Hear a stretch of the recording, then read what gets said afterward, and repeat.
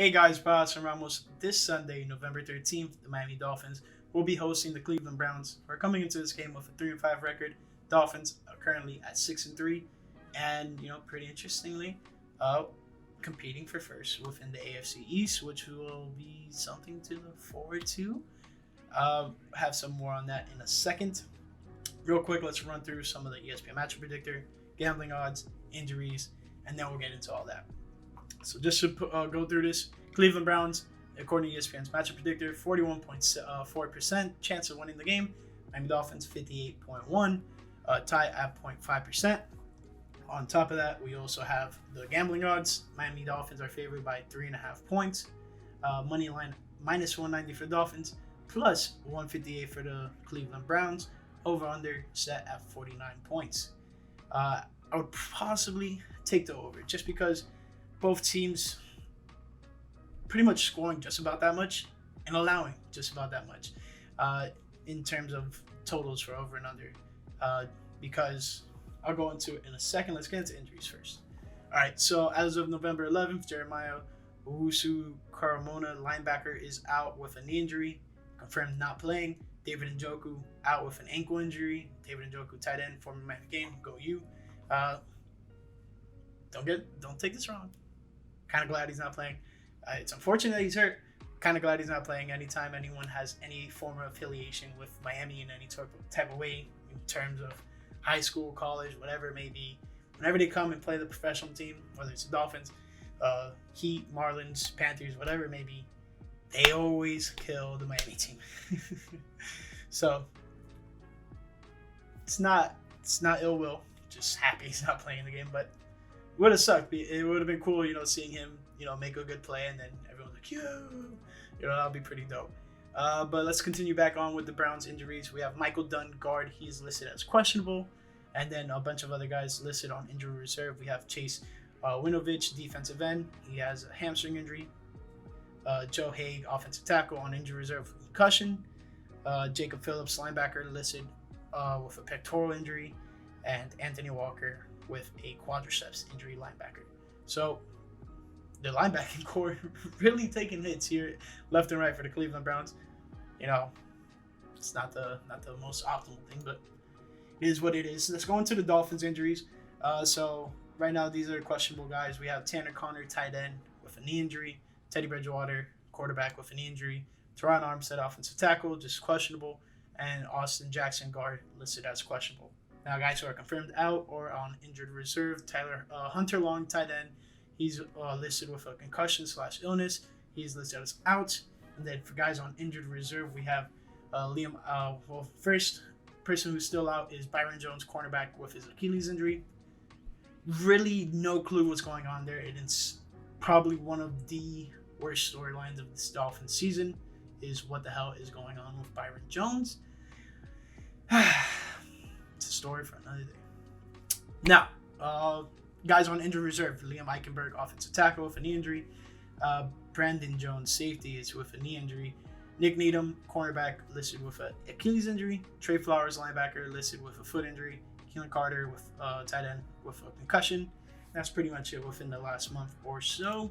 And now, let's talk about some of the things that both teams have done throughout the season. What are their numbers throughout the first 10 weeks? I understand Cleveland has played only 8 games. The Dolphins have played 9. Numbers might be a little bit skewed there, but it's not something too crazy. Cleveland Browns are averaging 25 points per game. Meanwhile, Dolphins are averaging 23 points allowed per game. Browns allowing almost 25 on the dot. They have it at 24.9. Miami Dolphins, same exact number. And then total yards offensively, 397 for the Browns, 393 for the Dolphins. Yards passing, 232 for the Browns, 306 for the Dolphins. Yards rushing, 164 for the Browns, 86.9 for the Dolphins. Yards allowed defensively, 347 for the Browns, 376 for the Dolphins. Passing, 224 for the Browns, 258 for the Dolphins. And then rushing, 123 yards allowed rushing for the Browns, and then 117 for the Dolphins. Last 5 games, Browns were on about a 4-game losing streak. finally got a win. Big win against the Cincinnati Bengals on prime time on Halloween on Monday Night Football. That was very good for them. And then you have the Dolphins, who were on quite the skid, losing 3 since Tua's injury. And then coming back, having lost since 3 straight wins. So that's really good to see for the Miami Dolphins. Not so much for the Cleveland Browns. Both of these teams are dealing with certain things in the quarterback spot. Dolphins were dealing with Tua being out for a while. And the Browns have been dealing with Deshaun Watson's suspension. They are supposed to get him back within 2 weeks? 3 weeks, I believe. One of the two. It's either 2 or 3 weeks. Either way, when he comes back, he's playing against the Houston Texans.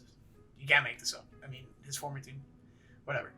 But yeah, Jacoby Brissett, former Miami Dolphin, not playing so bad for them. So far on the season, he has almost 2,000 yards, 1,862 yards, 7 touchdowns, 5 interceptions, 163 of 255.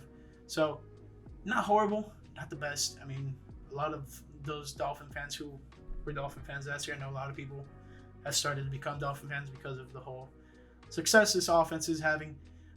Anyways, just the whole people who got to see Jacoby Brissett a lot of last year wasn't the best.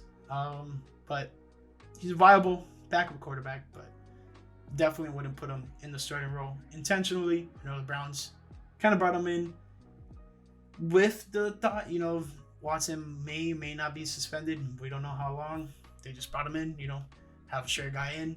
And the whole Baker Mayfield situation blew up, especially with the trade. So that's what's going on with the Browns. Rushing game is solid as ever. Nick Chubb just absolutely beasting it up right now. 841 yards. It's literally almost double of what our main ball carrier has. And Raheem Mostert, 478. And both guys are above 100 carries. Nick Chubb has 149. Raheem Mostert has 110. It's night and day almost, essentially. But then when you look at the receiving, flip the script there. Amari Cooper is leading the team with 39 receptions, 553 yards, 5 touchdowns. Then you have Tyreek Hill with 76 receptions, 1,004 yards, 3 touchdowns. So literally almost night and day for both offenses. One game is really solid at running the ball, but the other team is really solid at passing the ball. Defensively, pretty much allowing the same things. Quarterback situation was shaky throughout the season, so I think there's a lot of parallels within these two teams. But this is the way the Miami Dolphins can win this game. First and foremost, as a visual learner, we saw last year that Jacoby Brissett struggles mightily under pressure. And I know you want to say, Austin, you say this each and every week, but it's true. Quarterbacks do not like pressure. There's very few quarterbacks that thrive in pressure. And I can assure you this, Jacoby Brissett is not one of them. So just apply as much pressure. I would love to see Bradley Chubb get a sack, maybe 2, especially on Jacoby Brissett. That would be pretty sick. But on top of that, just limit the running game. I know it's going to be tough. You have a pretty explosive backfield with Nick Chubb and Kareem Hunt, who the Dolphins may or may not have been pursuing in the trade deadline. Who knows? Either way, I think they got a solid guy out of Jeff Wilson.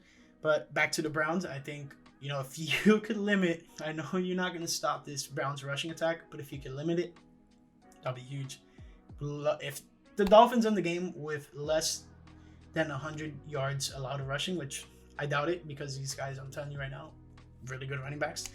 If they limit them to under 100 yards, not individually, as a team, under 100 yards, this game will be a blowout. Just telling you here, telling you now. Because I do not think this Browns secondary, as much as they're pretty good with Greedy Williams and there's this other guy, Denzel Ward, I do not think they can contain both Waddle and Hill, as a lot of teams have been struggling with. So offensively, just try to test the corners, air it out. Tua hasn't thrown an interception in quite some time. I think he hasn't thrown an interception since he's come back.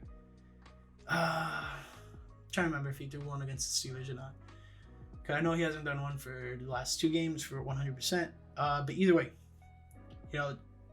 if he can air it out without having any turnovers, the Dolphins will be in very good place offensively. defensively needs to stop the run as much as possible. That should be the main priority. I know I said put a lot of pressure on Jacoby Brissett, but stopping the run defensively is probably the biggest factor. I know you're not going to be able to stop it. Try to limit it, but for the time being, if you can, stop him in the backfield. That'll be great. And then offensively, protect Tua enough that he can be able to find these guys. I've been watching some tape recently of film breakdown of Tua, and he's been literally just making the right throws. He's waiting for just the slightest little crease in coverage, and boom, hits it right on the money. Protecting his guys, I'm loving it. I'm loving what I'm seeing from Tua right now. It's been really good, and I'm really hyped to where this offense can go with him at the helm. But one more thing I want to talk about are the standings in terms of the AFC East. Currently, Buffalo reigns supreme, 6-2 record. New York Jets 6-3. Dolphins 6-3. New England Patriots 5-4. No one's under 500. Everyone is within a game of each other. It's pretty insane. But when you look at it, the Miami Dolphins are in third. It's because they lost to the New York Jets. Now, the reason New York Jets aren't in first is because Buffalo has played less games. So by technicality, Buffalo has been better in the least amount of games compared to the Jets, who have played one more game and have essentially the same wins, just one more loss. But with that being said, I mean, just the standings are insane. It's going to come down to the wire. I know it's close right now. It's not going to be super close within the next 4 weeks or so, because a few of these teams may or may not lose, and it could be the Dolphins. I'm not saying it's not going to be the Dolphins, but it could be them. But hoping it's not.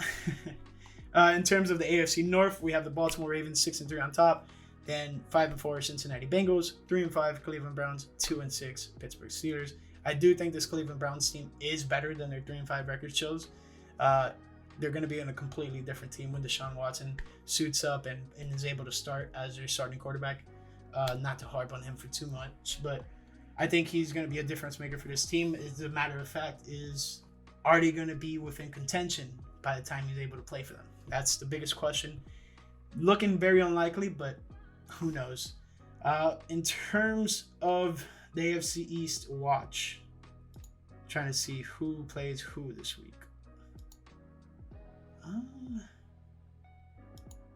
Sorry for some of this dead air, but okay. Minnesota is playing Buffalo. Josh Allen has a UCL injury. I'm not going to disclose if it's a tear or not, but I know he is injured with his UCL, which is commonly referred to as a Tommy John injury, which is mostly seen in baseball players, but it could happen to NFL players. It's happened to Big Ben, and I'm pretty sure it's not the only player that's ever happened to be honest. Are the Patriots and the Jets on by this week? I'm pretty sure. Either way, hope you guys enjoyed this video.